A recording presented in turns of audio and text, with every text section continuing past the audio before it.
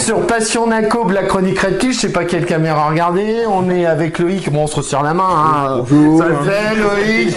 Rudy, Loïc. Rudy. De retour encore. Non, t'es encore. Bien embêté. On a campé devant, donc on a fait une manifestation. Donc Loïc, c'est toi qui nous a gentiment proposé et on a absolument accepté. Oh, je vais tomber de venir.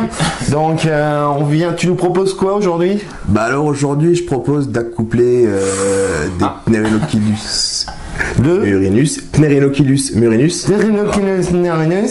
Je baragouine tant que ça? Non, c'est moi qui ai du mal à prononcer les choses. Tu veux te rapprocher un peu? Parce que si tu veux, voilà. Parce que voilà. Non, parce que voilà, Loïc nous disait qu'il se sentait un peu petit par rapport à nous, voilà. Donc on va parler un peu de sexualité aujourd'hui, c'est ça? Nous allons faire un petit film réservé aux plus de 18. Plus de 18 ans, ouais. De Theraphosidés Pneumocilus murinus. Qui est une mygale. Nous, on va dire mygale, nous. Oui, une mygale. C'est quoi le nom de la mygale? Et bah, Pneumocilus. Exactement. Ah, attends, on a le nom là-bas. Donc, Pneumocilus murinus. Ça vient pas du Kenya? Ça vient du Kenya, effectivement. C'est la RCF en plus. Et comme un con, j'allais dire, mais t'es balèze. Mais c'est noté en dessous. Voilà, comme un con, 10 centimes. Allez, c'est fait. Ça c'est fait. Tu voulais nous parler, tu nous avais parlé de ça, je crois, dans la dernière émission vidéo. La Bible. C'est le livre qui vient de sortir, Mygale du Monde, de François Tessier, aux éditions NAP, qui est très bien pour les amateurs qui veulent en savoir beaucoup plus, limite scientifique, on apprend vraiment tout dessus, qui est une top. Qui est le top, qui coûte 80 € maintenant, mais je conseille de l'acheter pour celui qui veut vraiment savoir plus. D'accord. Ok, c'est toutes les mygales qui sont recensées. Donc il y a 500 pages de dessus, il y a je sais plus combien d'espèces de Theraphosidés dedans décrites, enfin pas décrites mais en photo, d'où elles viennent, les origines, et dedans il y a vraiment bien. Il y a vraiment tout. Ouais. Les pédipalpes, la venimologie, la taxonomie, il y a vraiment tout. Il est vraiment complet. Tout pour préparer le CDC, tout pour après maintenir correctement. On peut prendre ce bouquin-là pour faire le CDC, il n'y a pas de souci. D'accord. Pour rédiger son nom. Donc la Pneumocilus murinus du Kenya, ça se maintient humide, sec? Alors, Kenya. C'est assez sec. Moi je mets de l'eau dedans en permanence, une gamelle, ou alors on peut pulvériser en plus par semaine. On s'y arrête un peu de temps en temps. Ouais, voilà, mais moi juste une petite gamelle d'eau, pour l'instant ça suffit, c'est au top. Ouais. D'accord. Ça c'est une espèce qui est assez, tu disais le venin assez actif sur l'homme, donc. Un venin très actif sur l'homme, à ce qui paraît, moi je me suis jamais fait mordre, mais on peut oublier. Bon, c'est si elle n'est pas là aujourd'hui parce qu'elle a fait le test justement, elle doit sortir de soins. Non, je déconne. Prochainement. Ok, Dag. Donc, la Pneumocilus murinus, à chaque fois je relis l'étiquette qu'il y a sur la boîte. Il y a des mus. Non, tu nous disais en arrivant que ça s'appelle pas des mus, ça s'appelle. Ça s'appelle une exuvie. Quand on se trompe beaucoup, on appelle tous ça des mus, même moi des fois je fais l'erreur. Ouais. C'est une mue en fait, c'est une période. C'est la période de mue. Et l'exosquelette, ça s'appelle une exuvie. D'accord. Et il y en a combien là, mâle, femelle? À peu près dans les 17 pour une femelle environ et 6 pour un mâle, un peu moins, ça dépend des espèces, mais environ c'est ça. Ouais, c'est déjà ce qu'on avait dit parce que pour préparer cette émission, j'ai regardé hier soir l'émission qu'on avait tournée la dernière fois et c'est ce que j'avais déjà noté, qu'il y a une différence entre mâle et femelle. Le sexage se passe comment? Donc ça arrive à sexer assez jeune, donc dans l'exuvie justement, on récupère l'exuvie, on écarte la peau de l'abdomen et on peut regarder la spermathèque. C'est comme ça qu'on arrive à voir. Spermathèque. C'est comme une discothèque, mais remplie de. Je ne dirai rien.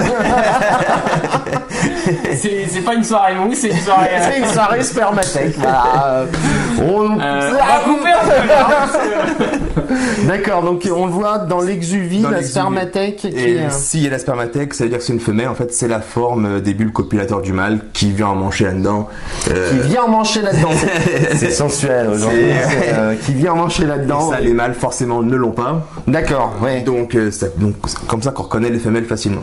D'accord. Il y a une autre solution, en regardant le sillon le sillon vaginal, je sais plus comment ça s'appelle, le sillon. On va pas t'aider là. Ouais. Moment de solitude. Moment de solitude pour le hic. Bah faut regarder leur sillon. Le sillon, voilà, le sillon. Et si on voit que ça fait boursoufler comme une. Ça fait boursoufler, on va dire. C'est que c'est une femelle. C'est une femelle. C'est une femelle, sinon par différence, c'est un mâle. Ok, donc on va. Loïc va tenir le journal du hard. On va lui faire une rubrique. La rubrique qui était branchée, rubrique de ce côté-là. Après la rubrique législation, le journal de. Le journal de Loïc. Donc au niveau reproduction, tu les mets ensemble, bien évidemment. Il n'y a pas de fécondation in vitro encore sur ce type d'araignée. Et puis le mâle se fait bouffer par la femelle. Il y a quoi? C'est une espèce qui accepte bien le mâle. D'accord. Comme la plupart des africaines, c'est assez agressif, mais qui accepte bien le mâle. On précise qu'on parle de migale africaine. Ah, ça c'est ouais.